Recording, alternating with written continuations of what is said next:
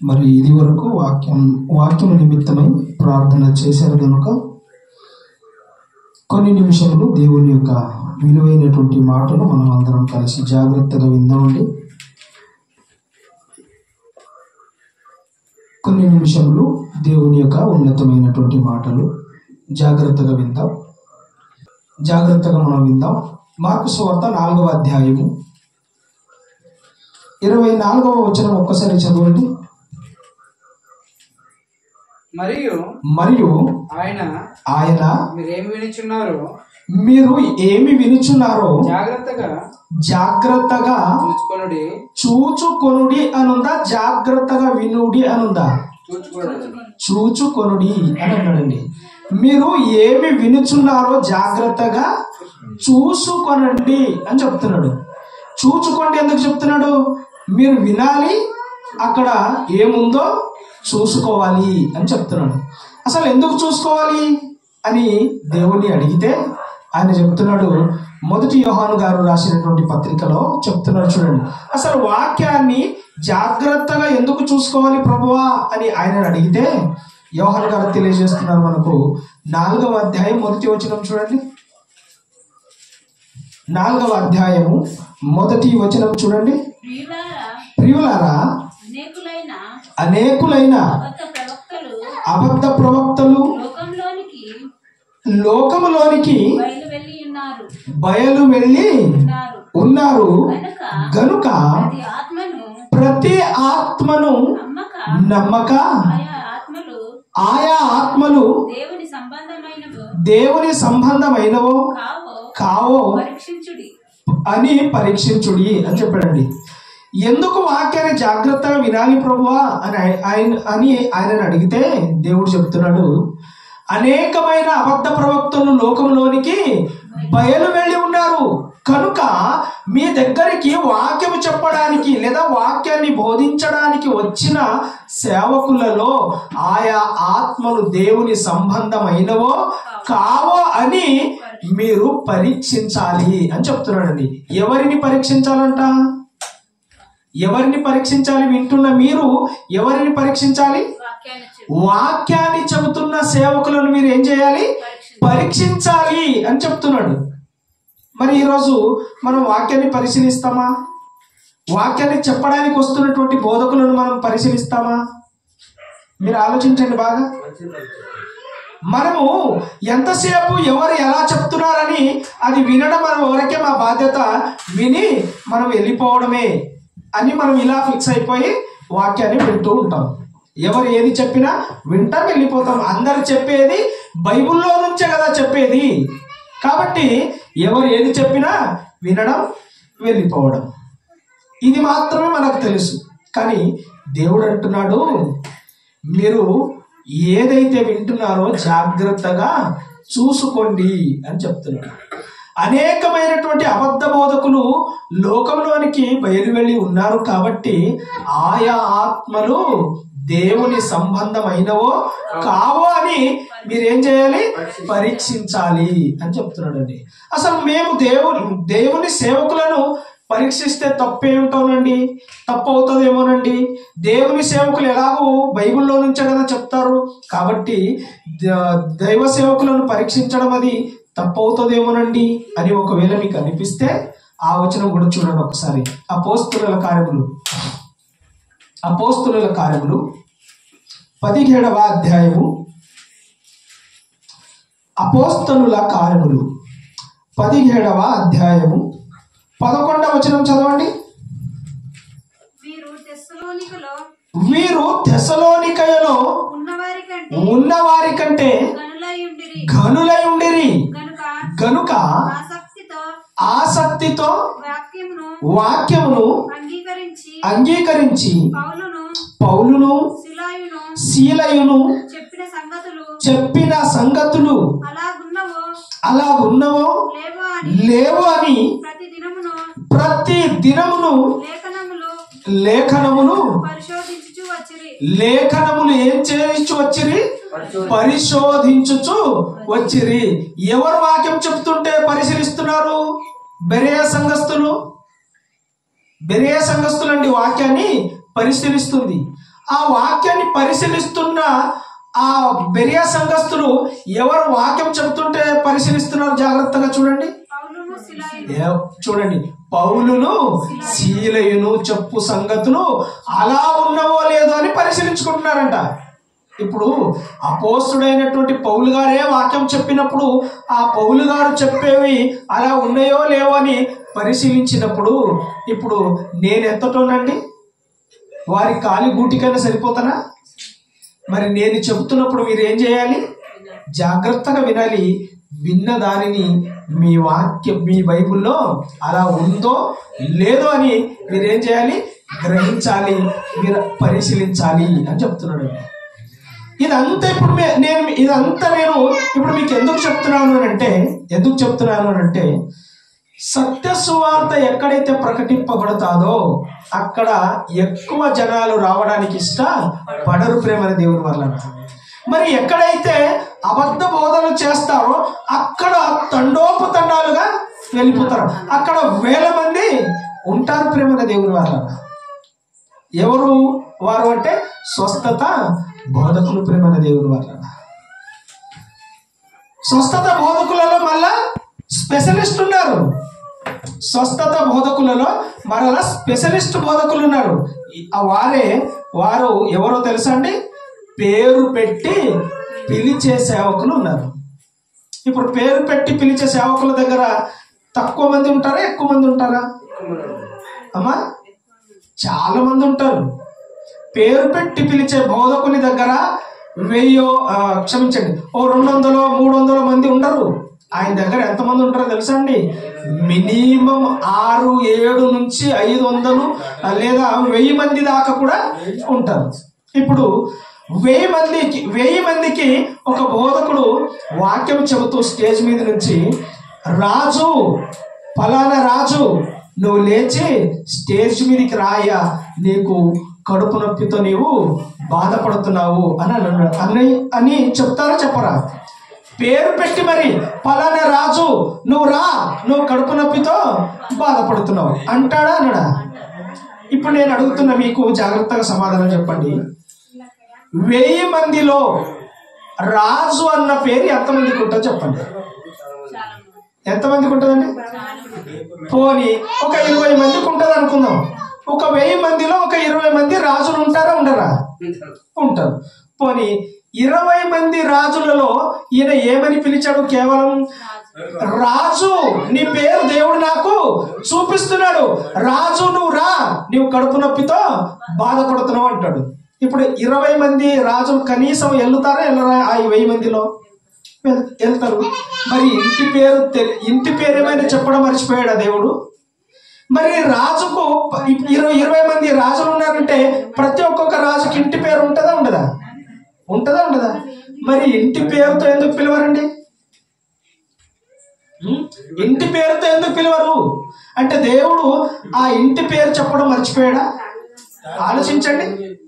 కానీ ఈ రోజు మనము ఎలాంటి బోధకులను నమ్ముతున్నాము అంటే, ఇదిగో కష్టపడి పొద్దంతా కష్టపడి ఇదిగో సాయంత్రం కాగానే ఇదిగో సత్య సువార్తను ప్రజల్లోనికి తీసుకెళ్తున్న అనేకమైనటువంటి సేవకులు ఉన్నారు. వారిని నమ్మే పరిస్థితులలో లేరు ప్రేమన దేవుని వల్ల. మళ్ళా వచ్చే వారానికి విజయ్ పీటర్ అని వచ్చి ఆయన కూడా ఇప్పుడు మిమ్మల్ని ఒక్కొక్కరిగా పేరు పెట్టి పిలుస్తున్నాడు అనుకోండి, ఈ హాల్ సరిపోదు అన్న, ఇప్పుడు బయట టెంట్ వేయాలి. మీరు బాగా ఆలోచించండి. పేరు పెట్టి పిలిచే బోధకులు తయారైపోయారండి చాలా మంది.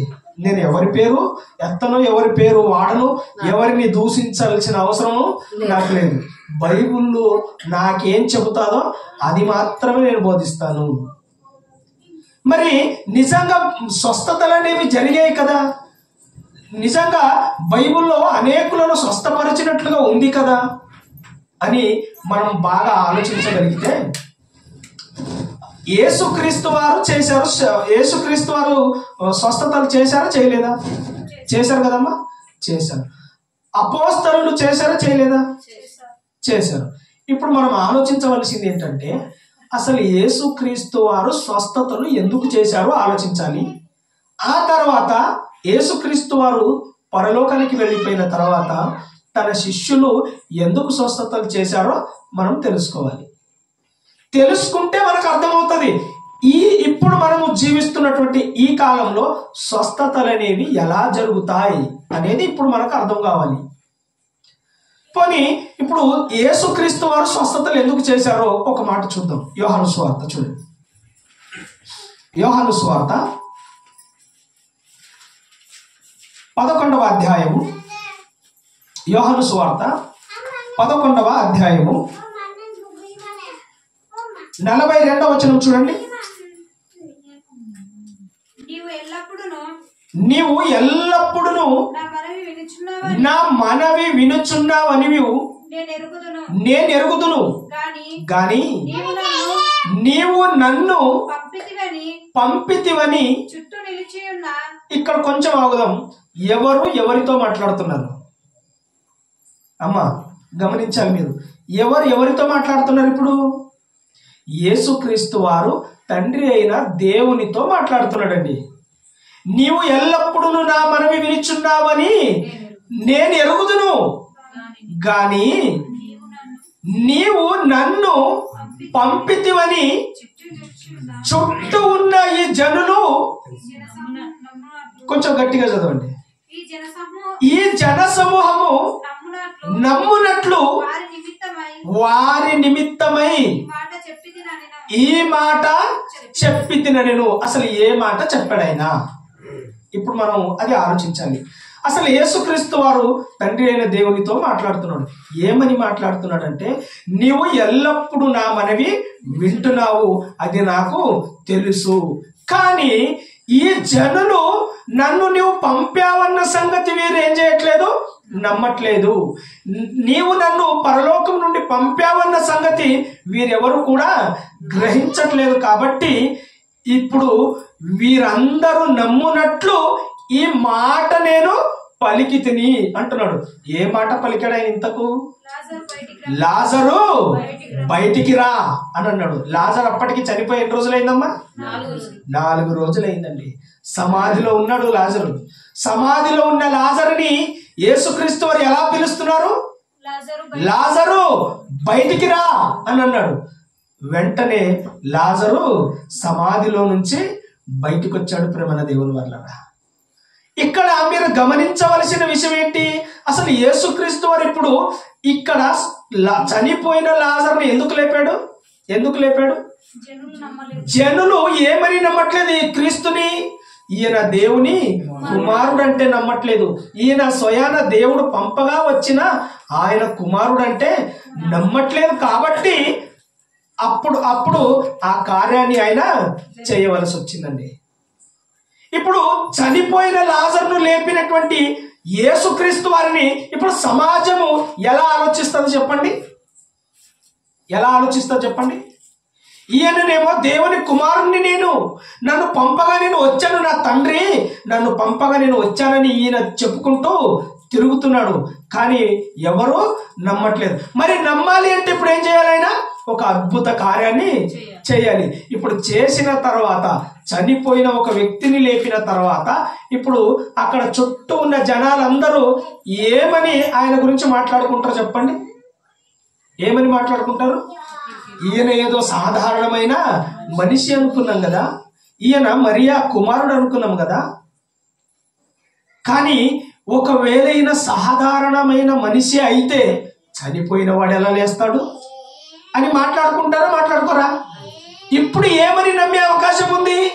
ఈయన నిజముగా దేవుని కుమారుడు అని నమ్మే అవకాశం ఉందా లేదా? ఇదిగో ఎందుకు ఆయన ఇందు నిమిత్తం అంటే దేవుని కుమారుడు అని నమ్ములాగున ఆ చనిపోయిన లాజరును లేపాడు. ప్రేమన దేవుడు వల్ల అందుకు లేపాడు ఆయన. అదేదో స్వస్థతలకు ఇంపార్టెన్స్ ఎక్కువ ఇవ్వలేదు ప్రభువు. ఎందుకు లేపాడు అంటే ఆయన దేవుని కుమారుడని జనులు నమ్మట్లేదు. కాబట్టి ఇప్పుడు జనులు నమ్మాలి అని అంటే ఇప్పుడు ఆ కార్యం ఆయన ఖచ్చితంగా చేయాలి. ఇప్పుడు ఆయన శిష్యులు చేశారా చేయలేదా? చేశారు. అందులో పౌలు గారు చేసిన ఒక అద్భుత కార్యాన్ని చూద్దాం. అపోస్తుల కార్యములు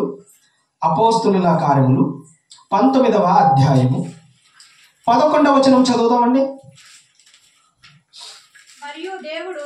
మరియు దేవుడు పౌలు చేత విశేషమైన అద్భుతములను చేయించెను. అతని శరీరమునకు తగిలిన చేతి గుడ్డలనైనను నడికట్లనైనను రోగుల యొద్దకు తెచ్చినప్పుడు రోగములు వారిని విడిచెను, దయ్యములు కూడా వదిలిపోయెను. ఇక్కడ మీరు విషయాన్ని చక్కగా జాగ్రత్తగా ఆలోచించండి. అపోస్తలుడైన పౌలు గారి యొక్క చేతి గుడ్డనట, నడు కట్టు అంట. చేతి గుడ్డ అంటే ఏంటండి? చేతి గుడ్డ అంటే ఏంటి? కర్చీఫ్ ప్రేమైన దేవుని వల్ల చేతి గుడ్డ అంటే ఏదో కాదు, కర్చీఫ్. నడికట్టు అంటే ఒక తువాలు, అవునా కాదా? ఇప్పుడు కర్చీఫ్ బోధకులు ఉన్నారా లేదా సమాజంలో? కర్చీఫ్ బోధకులు ఉన్నారండి. వారు మీటింగ్ పెడితే లక్షల్లో జనాలు వస్తారు, లక్షల్లో కర్చీఫ్లు అమ్ముతారు, ప్రతి ఒక్కొక్కరు కొనుక్కుంటారు. గ్రౌండ్ లో ఆరాధన చేద్దామని కర్చీఫ్ చేతిలో పట్టుకొని తిప్పుతూ డాన్స్ చేస్తారు చూడండి, మామూలుగా ఉండదు. కానీ ఈ కర్చీఫ్ బోధ ఎందుకు వచ్చింది సమాజంలోనికి అంటే, ఇదిగో పౌలు గారి చేతి గుడ్డ తగలగానే, రోగులకు తగలగానే రోగులు ఏమయ్యారమ్మా? స్వస్థతను అందుకున్నారు, దయ్యములు కూడా వదిలిపోయాయి. కాబట్టి ఈ రోజుల్లో కర్చీఫ్ లో కూడా పరిశుద్ధాత్ముడు ఉన్నాడు, ఇదిగో మీకు స్వస్థపరుస్తాడని చెప్పుకునే బోధకులు ఉన్నారా లేదా? ఉన్నారు ప్రేమైన దేవుని వల్ల. మరి అదే పౌలు గారిలో కర్చీఫ్ను తగిలితేనే లేదా చేతిగుడ్డ తగిలితేనే అనేకులు రోగులు స్వస్థపడుతున్నారు, అనేకమైన దయ్యములు వెళ్ళిపోతున్నాయి కదా. ఈ పవర్ అంతా ఎవరి దగ్గర ఉంది? ఇప్పుడు పౌలు గారి దగ్గర ఉంది, అవునా? రైట్. పౌలు గారి దగ్గర ఉన్న కర్చీఫ్లోనే అంత పవర్ ఉంటే, ఇప్పుడు అదే పౌలు గారు తిమోతికి పత్రిక రాస్తూ ఒక విషయాన్ని తెలియజేస్తున్నారు. జాగ్రత్తగా చూడండి. తిమోతి గారికి రాసిన మొదటి పత్రిక, తిమోతి గారికి రాసిన మొదటి పత్రిక 5వ అధ్యాయము 23వ వచనం చూడండి. ఇక మీదట నీళ్ళే త్రాగక నీ కడుపు జబ్బు నిమిత్తము తరచుగా వచ్చు బలహీనతలు, కోసరమును ద్రాక్షారసము కొంచెముగా పుచ్చుకొనుము. ఎవరు మాట్లాడుతున్నారండి ఈ మాట? పౌలు గారు తిమోతి గారికి పత్రికను రాసి విషయం ఏమని తెలియజేస్తున్నారు తెలుసా? అంటే తిమోతి అంటే ఎవరు? ఆత్మీయ కుమారుడండి పౌలు గారికి. ఆయన సేవలో ఆయనను సంపాదించుకున్నాడు పౌలు గారు. ఇప్పుడు తిమోతి గారికి ఏ జబ్బు ఉందన్న సంగతి మనకు అర్థమైంది ఇప్పుడు చదివినప్పుడు. కడుపు నొప్పి ఉందంటండి. ఎవరికి? తిమోతి గారికి. కడుపు నొప్పితో బాధపడతాడంట ఆయనకు తరచుగా నొప్పి వస్తుందంట. ఆ నొప్పి వచ్చినప్పుడు పౌలు గారు ఏమని చెప్తున్నారు, ఏమని సలహా ఇస్తున్నారు? నీకు తరచుగా కడుపు నొప్పి వస్తుంది కదా, నీవు కడుపు నొప్పి వచ్చినప్పుడల్లా నీళ్ళే త్రాగక కొంచెము ద్రాక్షరసము పుచ్చుకొనుము అని చెప్తున్నాడండి. ఎందుకు? పౌలు గారిలో అంత పవర్ ఉంది కదా, పౌలు గారి చేతి గుడ్డలో అంత పవర్ ఉంది కదా. ఒక చేతి గుడ్డ ఎవరికైనా ఇచ్చి పంపించి మరి తిమోతి గారి దగ్గరికి తీసుకెళ్లి తిమోతి గారికి తగిలిస్తే తిమోతి గారి కడుపు జబ్బు కూడా పోతుంది కదా. మరి ఈ పని ఎందుకు చేయట్లేదు? ఇప్పుడు ఆలోచించండి, ఈ పని ఎందుకు చేయట్లేదు? అదే పౌలు గారి వస్త్రాలు తగిలితే స్వస్థపడుతున్నారు లేదా జనాలు? స్వస్థతను అందుతున్నారు. మరి ఇదే పౌలు గారు తిమోతి గారి దగ్గరికి కూడా ఒక ఖర్చు పంపిస్తే ఆయన కూడా స్వస్థపడతారు కదండి. మరి ఎందుకు లేదు? ఎందుకు పంపట్లేదు? ఆలోచించాలి ప్రేమ దేవుని వలన. శిష్యులైన యేసుక్రీస్తు వారైనా సరే స్వస్థతలకు ఎక్కువగా ఇంపార్టెన్స్ ఇవ్వలేదండి. స్వస్థతలకు ఎక్కువ ఇంపార్టెన్స్ ఇవ్వలేదు, సమయ సందర్భాన్ని బట్టి చేశారు తప్ప అదే పనిగా స్వస్థతలు చేసుకుంటా వెళ్ళలేదు ప్రేమ దేవుని వలన. పోనీ ఈ రోజుల్లో నేను పేరు పెట్టి పిలిచే బోధకులు ఉన్నారు కదండి, పేరు పెట్టి పిలిచే బోధకులు ఉన్నారు. కాబట్టి ఇప్పుడు నేను అంటున్నాను, దేవుడు ఒకవేళ దైవ సేవకులను బట్టి పేరు పెట్టి పిలిచే దైవ సేవకులు ఎవరైతే ఉన్నారో వారందరికీ దేవుడు నిజంగానే పేరు పెట్టి పిలిచే ఆ వరమే కనుక ఇస్తే, ఇప్పుడు వారు కూడా ఎలాగో పేరు పెట్టి పిలుస్తున్నారు కదా, బైబిల్ గ్రంథంలో మరి పేరు పెట్టి పిలిచే సిస్టమ్ లేదా అని అంటే పిలిచే సిస్టమ్ కూడా ఉందండి. అది ఎలా ఉందో ఒకసారి చూడండి. సమూయేలు మొదటి గ్రంథం 3వ అధ్యాయము ఒకసారి 4వ వచనం నుంచి చదువుతామా? యెహోవా సమూయేలును పిలిచెను, అతడు చిత్తమండి నేనున్నానని చెప్పి ఏలి దగ్గరకు పోయి, నీవు నన్ను పిలిచితివి కదా, నేను వచ్చి ఉన్నాను. ఇప్పుడు సందర్భాన్ని మీకు తెలియజేస్తానండి. ఏలి గారి దగ్గర ఈ సమూయేలు గారు పెరుగుతున్నారండి. ఆయన చేతి క్రింద ఈయన పరిచారకునిగా అక్కడ ఉన్నాడండి. ఉన్న తర్వాత ఏలి కుమారులు దుష్టులండి, దుష్టులు వారి చెడుతనము దేవుని దృష్టికి కనబడింది. కాబట్టి ఇప్పుడు సమూయేలు గారిని పిలుస్తున్నాడండి. ఇప్పుడు ఏలిని గాని ఏలి కుమారులను గాని దేవుడు తన దృష్టిలో పెట్టుకోలేదండి. కాబట్టి ఇప్పుడు ఎవరు తన దృష్టిలో కనబడుతున్నారు? దేవుని దృష్టిలో ఎవరు కనబడుతున్నారు? సమూయేలు గారు కనబడుతున్నారు. సమూయేలు గారు కనబడినప్పుడు దేవుడు సమూయేలు గారిని పిలిచినట్లుగా ఉందా, పిలువనట్లుగా ఉందా? అక్కడ మీకు కనిపించిందా? చూడండి మరలా. యెహోవా సమూయేలును పిలిచెను. మరి పిలిచని చెప్పాడు, 3 సార్లు పిలుస్తాడండి. 3 సార్లు పిలిచిన సమూయేలు అని 3 సార్లు పిలిచిన ఆ 3 సార్లు కూడా సమూయేలు గారు ఎవరి దగ్గరికి వెళ్తారో? ఏలి దగ్గరికి వెళ్తారండి. ఏలి దగ్గరికి వెళ్ళినప్పుడు ఏలికి ఒక విషయం మాత్రం అర్థమైపోతుంది, దేవుడు నాతో ఇప్పుడు మాట్లాడడు. కాబట్టి ఇప్పుడు ఎవరితో మాట్లాడడానికి ఇష్టపడుతున్నాడు? దేవుడు సమూయేలుతో మాట్లాడడానికి ఇష్టపడుతున్నాడు. కాబట్టి వచ్చింది దేవుడేనని సమూయేలు గారికి తెలియదు. కాబట్టి ఏలి గారు చెప్తారు, ఈసారి నీకు పిలిస్తే నీవు చిత్తం ప్రభువా చెప్పండి అను అని చెప్పగానే ఆ సలహా మేరకు సమూయేలు గారు అంటారండి. అన్న తర్వాత ఇప్పుడు 4వసారి దేవుడు పిలువగానే ఏలి కుమారులకు లేదా ఏలి కుటుంబానికి జరుగుతున్నటువంటి ఆ సంభాషణ అంతా కూడా చెప్పేస్తాడండి. నువ్వు నీ కుమారులు కూడా యుద్ధంలో చచ్చిపోతారని చెప్పేస్తాడండి. చెప్పేసిన తర్వాత ఇప్పుడు ఏలి గారిని క్షమించండి, సమూయేలు గారిని పిలిచిన దేవుడు ఏమని తెలియజేశాడు? ముందు ఏలి కుటుంబానికి పొంచుకొని ఉన్న ప్రమాదముల గురించి చెప్పాడా చెప్పలేదా? ఎవరికి? సమూయేలు గారికి చెప్పాడండి. ఇప్పుడు నేను అడుగుతున్నాను, పలానా రాజు నీకు కడుపు జబ్బు ఉంది, నువ్వు రా అంటున్నావు కదా. ఇప్పుడు నేను అడుగుతున్నాను, ఆ రాజు ఏ రాజునైతే నువ్వు పిలిచావో ఆ రాజు ఎంత తాగుబోతాడో నీకు తెలుసా? వాడు ఎంత వ్యభిచారో నీకు తెలుసా? ఏమైనా? జాగ్రత్తగా వినండి. పలానా రాజు నీకు కడుపు జబ్బు ఉంది కదా, నువ్వు స్టేజ్ మీదకి రా అని పిలిచే నీవు అదే రాజు ఎంత పాపాత్ముడో నీకు తెలీదా? అది చెప్పలేదా దేవుడు? వాడు ఎంత వ్యభిచారో, ఎంత భ్రష్టుడో నీకు తెలియదా? నువ్వు పేరు పెట్టి పిలవగానే పలానా రాజు నువ్వు లేవనగానే ఆయన లేచినప్పుడు దేవుని ఎదుట నీ బ్రతుకు సరిలేదు, నీ బ్రతుకును సరి చేసుకొని ఎందుకు చెప్పరు చెప్పండి? కడుపు నొప్పి అనేది సాధారణంగా అందరికీ వస్తుంటది, తగ్గుతుంటది. కడుపులో గడ్డలు సాధారణంగా కొందరికి అవుతాయి, కొందరికి అవ్వవు. కిడ్నీలో స్టోను ఈ మధ్య కాలంలో అందరికీ అవుతూనే ఉన్నాయి. అంటే ఇవి మాత్రమే మీరు చేస్తారా? ఆలోచించండి ఒక్కసారి. లూకా సువార్త 19వ అధ్యాయము 3వ వచనం చూడండి. లూకా సువార్త 19వ అధ్యాయము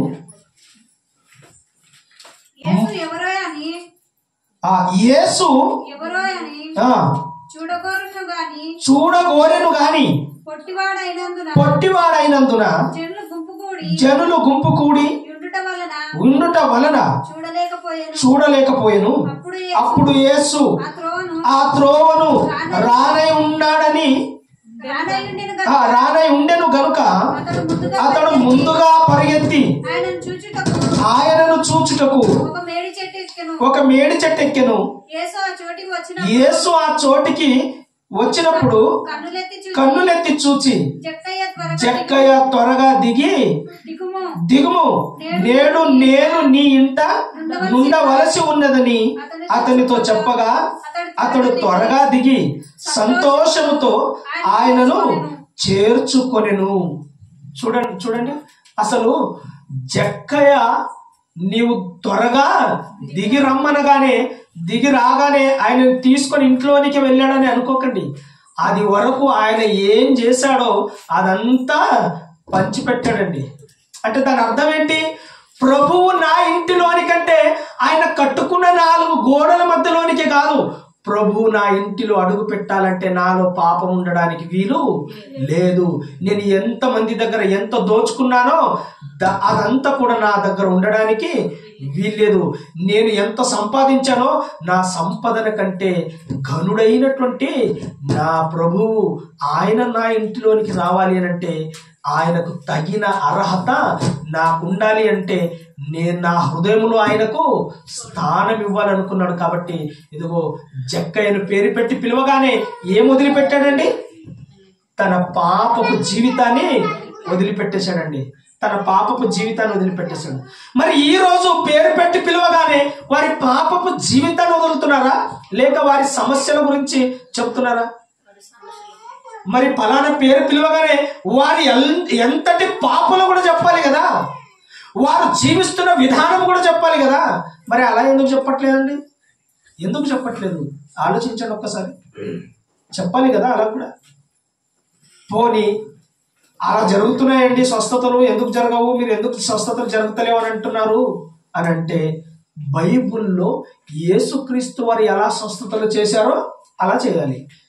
12 మంది అపోస్తలులు మరియు పౌలు గారు కూడా ఎలా స్వస్థతలు చేశారో అలా చేయాలి, అలాగే జరగాలి.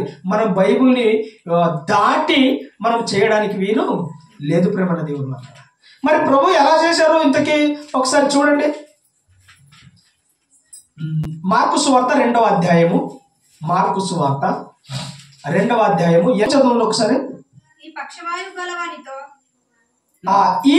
ఈ పక్షవాయువు గలవానితో నీ పాపములు క్షమింపబడి ఉన్నవి చెప్పుట సులభమా, నీవు లేచి నీ పరుపెత్తుకొని నడుమని చెప్పుట సులభమా అని అన్నాడండి. ఇప్పుడు ఆ పక్షవాయువు గల వాణిని దేవుడు ఏం చేశాడండి?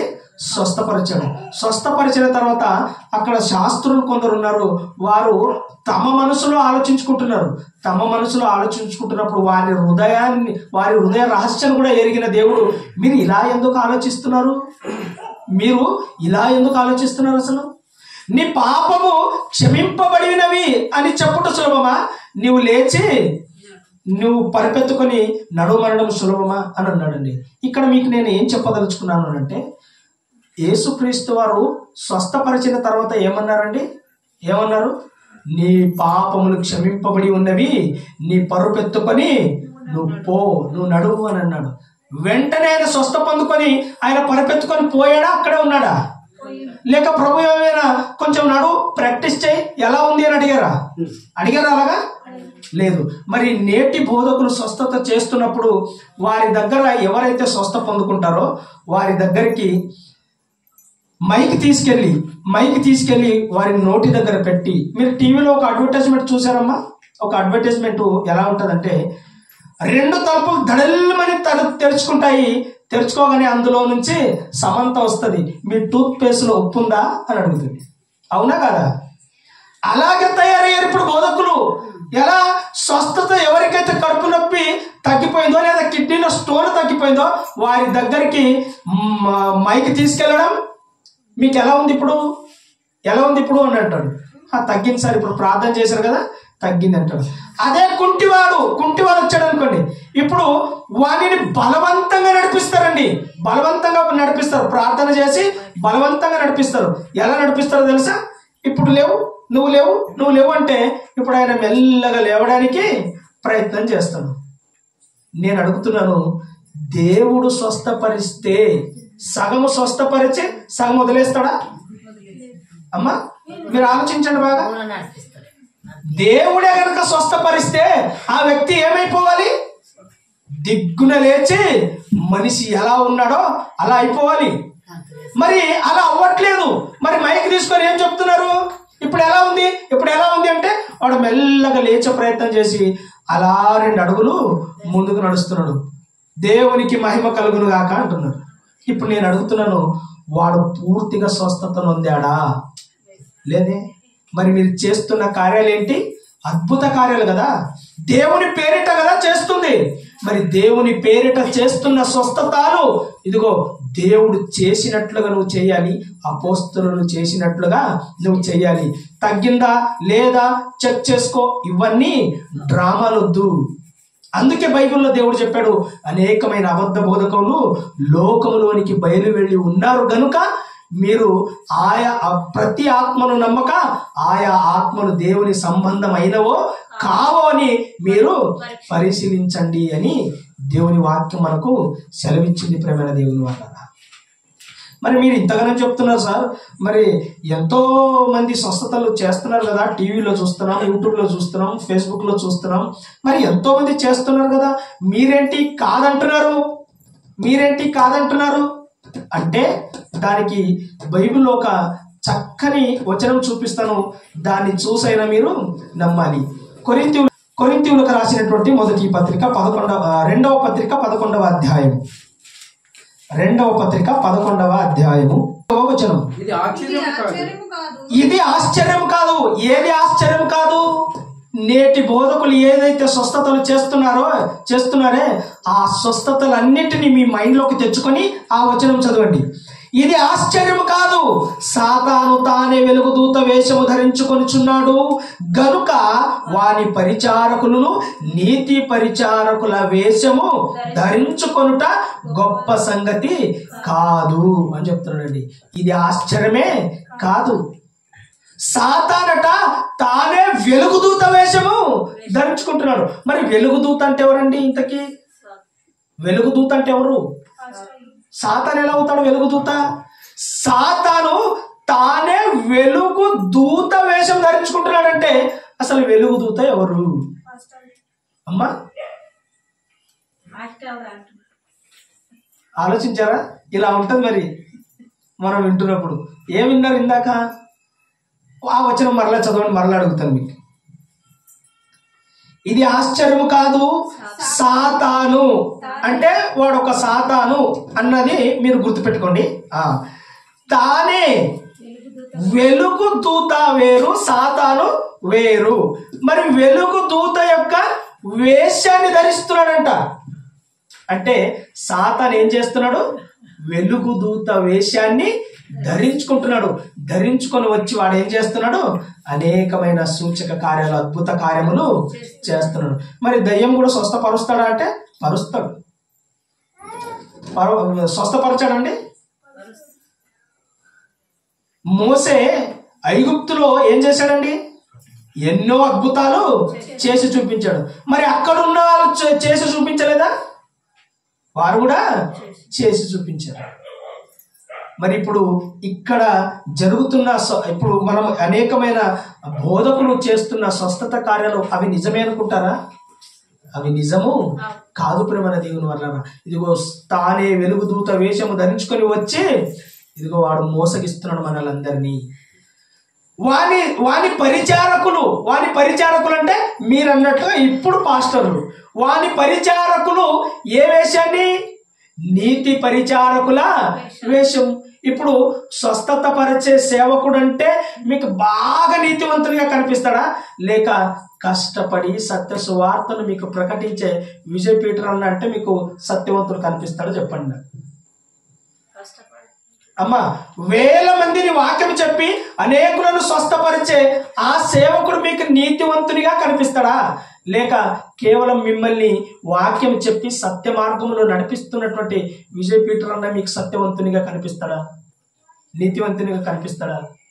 చెప్పండి, ఆలోచించండి. చూసారా, ఆయన చెప్పింది నిజమే. వాక్యాన్ని ఇంపార్టెన్స్ ఇచ్చి సత్యవాక్యంలో నడిపించే వారే నీతిమంతులుగా. ఇప్పుడు మీరు చెప్తున్న సమాధానం అది. సమాజం అంతటి సమాధానం ఏంటి? సమాజం అంతటి సమాధానం ఏంటి? ఎవరు పేరు పెట్టి మరీ స్వస్థతలు చేస్తారో వారు చాలా నీతివంతులుగా మన మనసులో ముద్రించుకుంటాం మనం. అవునా కాదా? ఇది ఆశ్చర్యం కాదు అని చెప్తున్నాడు దేవుడు. చూసారా, ఎందుకు ఆశ్చర్యం కాదనంటే వారు నీతి పరిచారకుని యొక్క వేషము ధరించుకున్నాడు. సాతానేమో వెలుగుదూత వేషం ధరించుకున్నాడు, వాని పరిచారకులు నీతి పరిచారకుల వేషాన్ని ధరించుకున్నారు. ఇందులో ఆశ్చర్యమేమీ లేదు అని చెప్తున్నాడు. మీరు ఇంకా గట్టిగా నమ్మడానికి ఇంకో చివరిగా నేను బైబిల్ మూసేస్తున్నాను. చివరిగా ఒక వచనం చూడండి, మత్తయి సువార్త 24వ అధ్యాయము 24వ వచనం చూడండి. 24 మత్తయి సువార్త. అబద్ధపు క్రీస్తులను అబద్ధపు ప్రవక్తలను వచ్చి సాధ్యమైతే ఏర్పరచబడిన వారిని సహితము మోసపరచుటకై గొప్ప సూచక క్రియలను మహత్కార్యములను కనపరచెదరు. ఇక్కడ మీరు ఒక విషయాన్ని గట్టిగా పట్టుకోనండి. ఇక్కడ వింటున్నారా? మీరే చూసుకుంటున్నారా? ఇక్కడ వినండి కాస్త. సాధ్యమైతే అన్న పదము దగ్గర ఏర్పరచబడిన వారిని సహితము అని అన్నాడండి. బాప్తిస్మం తీసుకున్న వారు ఎంతమంది ఉన్నారు? ఒకసారి చేతులు ఎత్తండి. మీరందరూ ఏర్పరచబడిన వారా కాదా అమ్మా? ఏర్పరచబడిన వారే కదా. ఒకరోజు లోకంలో జీవిస్తున్నటువంటి మన జీవితంలో ప్రభు యొక్క వాక్యము మనల్ని దర్శించింది. ఆ వాక్యమును బట్టి మనము ప్రభువులోనికి వచ్చాం. లోకములో నుండి సంఘములోనికి వచ్చాం. సంఘంలోనికి మనము పిలువబడ్డాం. అంటే మనల్ని ఆల్రెడీ ఆయన లోకంలో నుండి ఏర్పరచుకొని తన సంఘంలోనికి తీసుకొని వచ్చాడు. తీసుకొచ్చిన తర్వాత చెప్తున్నాడు, సాధ్యమైతే ఏర్పరచబడిన వారిని సహితము మోసపుచ్చుటకై గొప్ప సూచక క్రియలను మహత్కార్యములను కనపరచెదరు. ఇప్పుడు చూడండి, మన సంఘంలో ఏముంది? పోగానే 4 పాటలు పాడాలి, రెండు వర్తమానాలు ఉంటాయి, వినాలి, ఇంటికి వెళ్ళిపోవాలి. అదే వేరే సంఘాలలో అయితే అక్కడ ఎన్ని అద్భుతాలు జరుగుతున్నాయి చూడండి. మన మనస్సు మనల్ని ఎలా మోసగిస్తుంది చూసారా? సాధ్యమైతే ఏర్పరచబడిన వారిని సహితం అంటే నువ్వు సత్య సువార్తను నమ్ముతున్న నిన్ను కూడా వాడు మోసపరచడానికి ఎన్నో అద్భుతాలు సూచక క్రియలు చేస్తాడంట. వాటిని చూసైనా నీవు ఇదిగో వాని జాబితాలోనికి వెళ్ళిపోతావు, లేదా వారికి ఫాలోవర్స్ గా వారిని నమ్మి నువ్వు సత్యవాక్యంలో నుంచి వెళ్ళిపోవాలని వాడు ఇలాంటి గాలం వేస్తూ ఉంటాడు. ప్రేమల దేవుని వల్ల ఆలోచించండి. ఇప్పుడు మీరు ఆలోచించుకోవాల్సిన విషయం ఏంటంటే, వాక్యానుసారమైనటువంటి బోధకులు ఎవరు, అబద్ధ బోధకులు ఎవరు మీకు తెలియాలి. ఇప్పుడు వినిన ప్రకారంగా ఎవరు అబద్ధ బోధకులు, ఎవరు వాక్యానుసారమైన బోధకులు ఆలోచించండి. అంటే భ్రమపరుస్తున్నటువంటి ఆత్మల చేత వాడబడుతున్న సేవకులనేమో గొప్ప సేవకులు అనుకుంటున్నాము. కష్టము చేత, తన కష్టము చేత ఎవరి మీద ఆధారపడకుండా మీకు ప్రతి వారం మీ దగ్గరకు వచ్చి సత్య సువార్తను ప్రకటించి మిమ్మల్ని సత్యములో పెంచుతున్న వారికి వారి గురించి మనం ఏమైనా ఆలోచిస్తున్నామంటే, వారే వస్తారులే, వచ్చినప్పుడు వారే పరుస్తారులే, వారే లైట్ వేస్తారులే, వారే అనౌన్స్మెంట్ చేసినప్పుడు మెల్లగా మన పనులు ముగించుకొని అప్పుడు వెళ్దాం. చూసారా మన మర్యాద? దేవునిలోనికి వచ్చిన తర్వాత మనం ఎలా బ్రతుకుతున్నాం? మిమ్మల్ని సత్య సువార్తలోనికి నడిపిస్తున్న మీ సేవకులు మీకు దొరకడం అదృష్టం అండి. అది మీరు కూడా ఆలోచించాలని మనస్ఫూర్తిగా నేను కోరుకుంటూ ఈ మాటలు ముగిస్తున్నాను. చిన్న ప్రార్థన చేసుకుంటాం. మహోన్నతుడ మహాగణుడ పరిశుద్ధుడైన మా కన్న తండ్రి, మీ పాదములకు స్తుతులు స్తోత్రాలు చెల్లిస్తున్నాము నాయన. మీ పాద సన్నిధిలో మమ్మల్ని మీ కృపలో జ్ఞాపకం చేసుకున్నందుకై మీకు స్తోత్రం నాయన. మీరు లేనిది మేము లేము, మీరు బ్రతికించలేనిది మేము బ్రతకలేము నాయన. ఇది వరకు తండ్రి మీ ఉన్నతమైనటువంటి వాక్కును మేము ధ్యానించి ఉన్నాం. ఆ వాక్యములో తండ్రి మాతో మీరు సూటిగా మాట్లాడారు. ఒకవేళ తండ్రి నా ఆలోచనతో, నా సొంత జ్ఞానముతో ఏదైనా నేను చెప్పి ఉంటే దయతో నన్ను క్షమించండి, మన్నించండి, శిక్షించి మీ పాద సన్నిధిలో మీ దాసునిగా నన్ను వాడుకోండి తండ్రి. మరి నైనా మీ దైవ సేవకులు చేస్తున్నటువంటి ఈ గొప్ప పరిచయను మీరు ఆశీర్వదించండి, దీవించండి. వారి ద్వారా తండ్రి సత్య సువార్తను తండ్రి సమాజంలోనికి తీసుకెళ్ళుటకు మీరు కృప చూపిస్తున్నందుకై మీకు కృతజ్ఞతాస్తుతులు చెల్లిస్తున్నాము తండ్రి. సంఘాన్ని ఆశీర్వదించి దీవించి సంఘస్థులందరూ కూడా తండ్రి సత్య మార్గంలో నడుచున్నట్లుగా సత్యమేదో అసత్యమేదో తెలుసుకొని తండ్రి ఇదిగో మీ సేవకులకు తండ్రి మరి నాయన సహకారులుగా ఉండినట్లుగా మీరే కృప చూపించండి తండ్రి. మరొకసారి తండ్రి ఈ విధంగా మేము అందరం కలుసుకునే పర్యంతం వరకు తండ్రి మమ్మల్ని అందరినీ మీ చేతులకు అప్పగిస్తూ నన్ను నేను తగ్గించుకుంటూ మీ నామాన్ని హెచ్చిస్తూ మా రక్షకుడును మీ ప్రియకుమారుడునైనా యేసుక్రీస్తు వారి యొక్క నామములో ఈ చిన్ని ప్రార్థనలు మిమ్మల్ని అడిగి వేడుకొనిచున్నాము మా కన్న తండ్రి. ఆమేన్. అందరికీ వందనాలండి.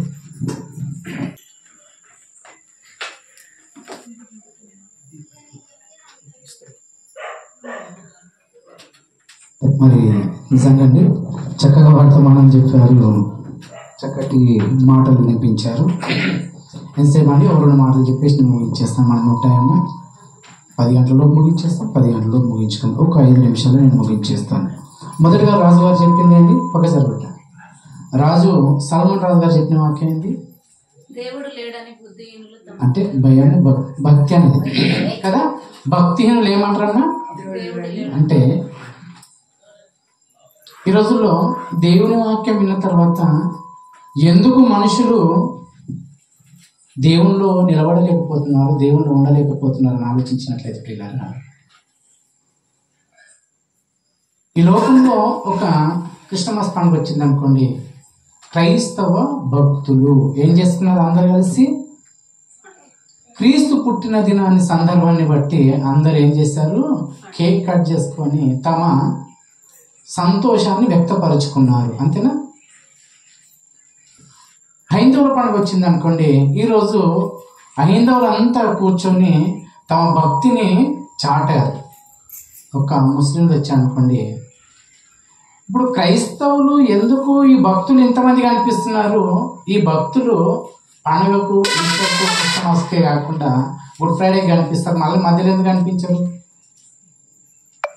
అర్థమైందా?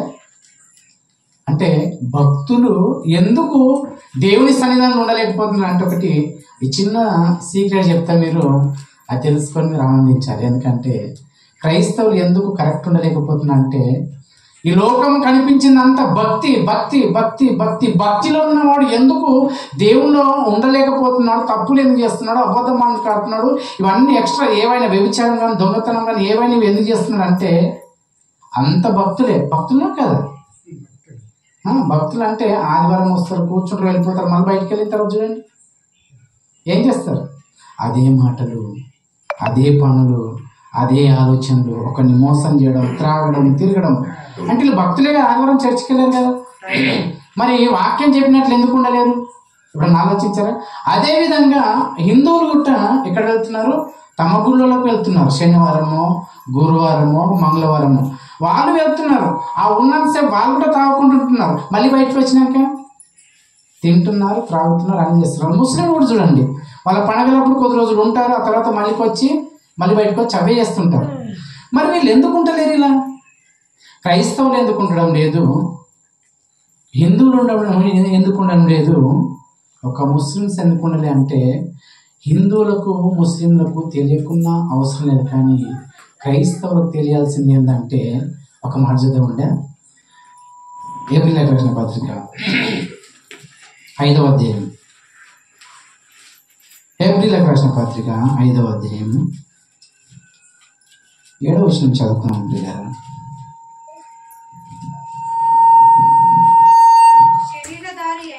శరీరధారి అయి శరీరధారి అయి ఉన్న దినములలో దినములలో మహారోదనంతో మహారోదనతోనూ కన్నీళ్లతోనూ కన్నీళ్లతోనూ తన్ను మరణం నుండి తన్ను మరణం నుండి రక్షింపగలవానికి ప్రార్థనలను యాచనలను సమర్పించి. ఇక్కడ ఈ మాట చాలా జాగ్రత్తగా వినరా. అంటే భక్తి ఉంది కానీ అందరికి భయం లేదు. ఇది ఇక్కడ సీక్రెట్. భయం ఉన్నవాడు తప్పు చేయడు. అర్థమైందా? క్రైస్తవునికి భయం ఉండాలి. అర్థమైందా పిల్లరా? అయ్యో నేను వాక్యం విన్నాను, ఈ మాట విన్న తర్వాత నేను తప్పు చేస్తే దేవుడు నన్ను శిక్షిస్తాడు కదని ఒక భయం ఉండాలి. ఆ భయము లేకనే ఒక హైందవునికి తెలియకుండా పర్వాలేదు, ఒక ముస్లింకు తెలియకుండా పర్లేదు. నువ్వు చర్చికి వచ్చి నువ్వు వచ్చి మళ్ళీ బయటకు వెళ్ళి ఇవన్నీ చేస్తున్నావు అంటే నువ్వు ఏముంది? భక్తి ఉంది కానీ నీకు భయం లేదు. భక్తి ఉంటే సరిపోదు, భయభక్తి ఉండాలి. అర్థమైందా పిల్లలు? క్రైస్తవునికి ఏముండాలమ్మా? భయము. ఖాళీ భక్తి ఉంటే ఎప్పటికీ మనం స్థిరపడలేము. భయం ఉన్నవాడు ఏం చేస్తాడు తెలుసా? బీడీలు తాగొద్దన్నాడు కదా, తాగొద్దు. భయం ఉన్నాడు ఏం చేస్తాడు తెలుసా? అయ్యో సారా తాగొద్దన్నాడు కదా, తాగొద్దు. అయ్యో చెడు మాటలు ఆడొద్దన్నాడు కదా, నేను ఆడొద్దు. పెద్దవాళ్ళకి మర్యాద ఇవ్వాలన్నాడు కదా, మర్యాద ఇవ్వాలి. భయం ఉన్నవాడు చేస్తాడు. భయము లేనివాడు, ఖాళీ భక్తి ఉన్నవాడు అన్ని వింటాడు, బయటికి వెళ్ళిన తర్వాత అన్ని చేస్తాడు. అంటే క్రైస్తవుల్లో ఏం నేర్పుతుంది దేవుడు? బైబిల్ ఏం నేర్పుతుంది అంటే నీకు భక్తి ఉంటే సరిపోదు, భయం ఉంటే సరిపోతుంది. లోకంలో చూడండి, మీకు భక్తి ఉంటే సరిపోతుంది, భయం లేకున్నా పర్వాలేదు. ఇది ఈ లోకంలో. ఇది రాజుగారు చెప్పిన సందర్భం. అంటే చిన్న మాట చెప్పేసిన తమ్ముడు చెప్పాడు, ఎంతో నిజంగా లాస్ట్ చెప్పిన తర్వాత ఆ రెఫరెన్స్ నేను చూపెట్టాలనుకున్నా, అది కూడా చెప్పేసాడు. ఇంకా నేను చెప్పాలి, నీళ్ళే చెప్పాడు. ఆ ఒక్కటి చెప్పడేమో మిగిలిస్తాడేమో, ఆ ఒక్కటి నేను చెప్పి నేను సంతోషపడదాం అనుకుంటే అది కూడా చెప్పేసి ముగించేస్తాడు. కానీ మళ్ళీ వెతుకున్నాను, ఏం చేస్తాను?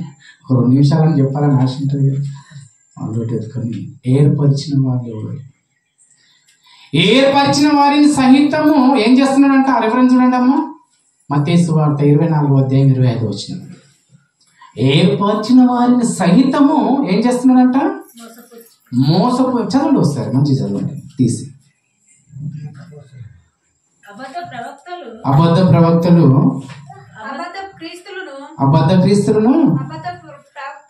అబద్ధ ప్రవక్తలను వచ్చి సాధ్యమైతే ఏర్పరచబడిన వారిని సహితము మోసపరుచుటకై గొప్ప అంటే ఎలా ఏర్పరచబడడం? ఎలా గొప్ప సూచనలు చేసి అంటే ఏర్పరిచిన వాడిని ఏం చేయడానికి అంటాము? వీళ్ళు మోసం చేయడానికి. ఎలా ఏర్పరచబడతారంటే ఒక మాట చెప్తాను. మనం ఎలా ఏర్పరచబడ్డాం తెలుసా? బాప్తిసం తీసుకున్న తర్వాత మనకు శ్రమల గుండా మన ప్రయాణం సాగుతుంటుంది. అర్థమైందా అమ్మా? బాప్తిసం తీసుకున్న తర్వాత మన శ్రమల గుండా ప్రయాణం సాగుతుంది. ఎలా? త్రాగుతున్న వాటిని విడిచిపెట్టాలి. అదేమో వెంబడిస్తున్న త్రాగు అంటది. అబద్ధాలు మాట్లాడిన మాటలు అబద్ధాలు విడిచిపెడుతుంటాం. అది వచ్చి ఆడు అంటుంది మన మనసులో. వాళ్ళని తిట్టారు, అంతకుముందు మనం ఎదురు తిట్టాము, తిట్టు అనిపిస్తుంటది. ఇవన్నీ గొప్పగా అంటే మనము ఇవన్నీ విడిచిపెట్టినవి మనల్ని బాగా బాధ పెడుతుంటాయి. శ్రమల గుండా వెళ్తుంటాం అన్నమాట. ఇవన్నీ అంటే మనం ఎందులో ఏర్పరచబడ్డాం తెలుసా? అంటే ఎందులో ఏర్పరచబడిన వారిని సైతం మోసం చేస్తుందంటే ఇదిగో ఒక్కసారి చూడండి. 1 పేతురు గారు రాసిన పత్రిక 4:16. ఎందులో ఏర్పరచబడ్డాం మనము? పేతురు గారు రాసిన 1 పత్రిక 4:16. ఎవడైనను చదవండి. ఎవడైనను అంటే మనం లోకంలో ఉన్నవారు మనం ఎక్కడొచ్చాము? క్రైస్తవుల్లోకి వస్తున్నాం. ఎవడైనను క్రైస్తవుడు అయినందుకు బాధ అనుభవించాలి. ఆ అమ్మ ఏందమ్మా బాప్తిసం తీసుకున్నప్పుడు నీకు బాధలు వచ్చినాయి, ఏర్పరచబడ్డావు. మళ్ళీ వచ్చి ఏం చేస్తాం తెలుసా? అందులో నుంచి లాగుతున్నారు, శ్రమలలో నుంచి మనల్ని. ఎందులోకి? మళ్ళీ శరీర సుఖాలలో నడిపిస్తున్నారు. మరి ఎందులో ఏర్పరచబడ్డాం మనం? ఎవడైనా క్రైస్తవుడైనందుకు బాధను అనుభవించాలని అందులో ఏర్పరచబడ్డాం మనము. బాధలలోనికి మనం వచ్చాము ఏర్పరచడానికి. నీ ముఖము నీవు ఆ చర్చికి పోతే నువ్వు ఏ రోజు నీకేమైనా తగ్గిందా? నేను వచ్చిన 2 వారాలు ఏం తగ్గలేదు. ఇంకాడికి ఎందుకు? సమాజం అంతా ఏమనుకుంటుంది తెలుసా? దేవుని దగ్గరికి వస్తే మనకి ఏదైనా తగ్గాలి, మనకి ఏదైనా బాగా అయితేనే మనం దేవుని దగ్గరికి వెళ్ళాలి. కానీ దేవుడు ఏమంటుంది తెలుసా? ఈ శరీరానికి నాయనవి ఉన్న రోజులు, బ్రతికిన రోజులు, చనిపోయిన తర్వాత ఒక ఆత్మ ఉంది. ఆ ఆత్మను నేను ఏం చేస్తున్నాను తెలుసా? నిత్య జీవాన్ని, సంతోషాన్ని, సుఖాన్ని ఇవ్వాలనుకుంటున్నాను. దానికోసం నా దగ్గర రావాలంటే ఈ శరీరం కోసం నువ్వేం చేయాలి తెలుసా? శ్రమలు అనుభవించాల్సిందే. ఆ శ్రమలలోనికి నువ్వు రావాలి. కాళ్ళ నొప్పులున్నాయి రావాలి, ఏళ్ళ నొప్పులు రావాలి, నీకు ప్రాణం బాగలేదు రావాలి. ఇవన్నీ వచ్చి ఇక్కడ శ్రమ పడుతుంటే నువ్వు బలపడిపోతుంటే నువ్వు దేవునిలో నిత్య జీవానికి ముందుకు వెళ్తుంటావు. ఇప్పుడు వచ్చిన తర్వాత ఆ చర్చికి వచ్చినప్పుడు ఏం తప్పు కాదు. అదే చర్చికి వచ్చినప్పుడు ఇంకా శ్రమలు ఎక్కువైపోయినాయి, ఇంకా ఓడడం కంటే ఇంట్లోనే ఉండడము అనుకున్నామనుకో, నిన్ను ఏర్పరచబడిన వాడిని ఏం చేస్తున్నాడు? వీడు వచ్చి మోసం చేయడానికి రా, నీకు తక్కిస్తాను, నీకు బాగు చేస్తుందా? పేరు పెట్టి విలువడం లేదా? తమ్ముడు ఎంత బాగా చెప్పాడు, చాలా వివరించాడు, చాలా చక్కగా చెప్పాడు. పేరు పెట్టి విలువడం లేదా? ఎంతమంది తక్కువైందో చూడండి, నువ్వు చెప్పు, నువ్వు చెప్పు, నువ్వు చెప్పు, నువ్వు చెప్పు, అందరితో చొప్పించి నిజంగానే కదా నా గుట్ట ఆరోగ్యం బాగాలేదు, ఈ చేర్చొద్దేమో, పడిపోతే బాగుంది. ఏర్పరచబడిన వారిని సైతము అంటే మనం ఎందులో ఏర్పరచబడ్డాము? బాప్తిసం తీసుకున్న తర్వాత ఎందులో ఏర్పరచబడ్డాము? శ్రమలలో. యేసుప్రభుకి ఎందుకంట శ్రమలు? దేవుడు కదా. యేసుప్రభు తర్వాత వచ్చిన 12 మంది శిష్యులకి ఎందుకంటే శ్రమలు? అంటే ఏర్పరచబడ్డ వారికి కంపల్సరీ శ్రమలు వస్తాయి. ఆ శ్రమను విడిచి నువ్వు సంతోషాన్ని కోరుకోవడానికి ఏదో బోధ వినడానికి వెళ్ళిపోతున్నావా? నువ్వు ఏర్పరిచిన బడిన దాని నుంచి నువ్వు బయటకు వెళ్ళిపోతున్నావు అంటే, మరలా దానికి వెళ్ళిపోతున్నావు అంటే మోసం చేస్తున్నారు, నువ్వు మోసపోతున్నావని దేవుడు చెప్పడానికి బోధలు ఈరోజు నేర్పిస్తున్నారు పిల్లరా. అందుకని ఇక్కడ ఎక్కువ మంది కూడా వచ్చిన వాళ్ళే సంతోషం. అందుకని తమ్ముడు అన్నాడు, అదృష్టవంతులు మీరైతే అదృష్టవంతులు మేము కూడా చెప్పడానికి. మనం అంతా ఈ అదృష్టాన్ని పొందుకొని పరలోకానికి వెళ్ళడానికి మనకి అవకాశాన్ని ఇస్తున్నారు దేవుడు. ఇంత చక్కటి మాటలు ఇద్దరు చెప్పారు చక్కగా. వాళ్ళిద్దరు ఇంకా ఆత్మీయ జీవితంలో అభివృద్ధిలోకి రావాలి. చాలా ఇంతకంటే చక్కటి మాటలు ఇంకా చెప్పాలి. ఎప్పుడు వాళ్ళ దేవుళ్ళు ఎదుగుతుంటే, దేవుడు వీళ్ళ ప్రసంగాలు విన్న తర్వాత విన్న వాళ్ళు మారుతుంటే ఆ దేవుడు పరలోకంలో చూసి నా పిల్లలు చేస్తున్న బోధ కోసం ఒక్కరు మారితే చాలని దేవుడు సంతోషపడాలి. అందుకని పిల్లరా, కొద్ది మంది అయినా సరే ఈ దాంట్లోంచి మీరు ఏర్పడుతున్నారు. ఏర్పరచబడిన మాత్రం సైతం మోసపోవద్దు మీరు. అదే ఓకేనా? చక్కటి మాటలు దేవుడు మనకు వినిపించాడు. అన్ని విషయాలు మనము దీనిపైన ఆధారపడుతూ యేసుప్రభు వారి మాటలు వింటూ పరిశుద్ధాత్మ దేవుని సహాయంతో ముందుకు వెళ్తుంటే ఎలాంటి శోధన వచ్చినా అలా అనగదొక్కుతూ ముందుకు వెళ్ళిపోవడానికి పరిశుద్ధాత్మ దేవుడు సహాయం చేస్తారని కోరుకుంటూ ఈ మాటలు ముగిస్తున్నాం. పిల్లలు మోకరించుకున్నట్లయితే యేసుప్రభు శరీరం మన మధ్యలో ఉంది, రక్తం మన మధ్యలో ఉంది. దాంట్లో చేయి వేస్తున్నప్పుడు